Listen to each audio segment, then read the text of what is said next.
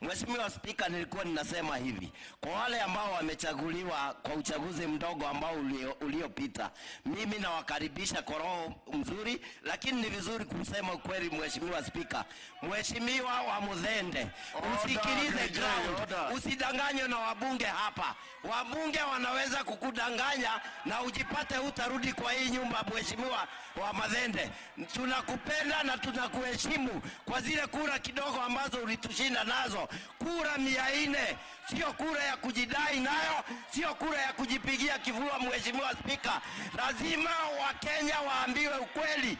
Ni wakati wa kusikiza ground, ni wakati wa kutohonga watu, ni wakati wa kufanyia wananchi kazi.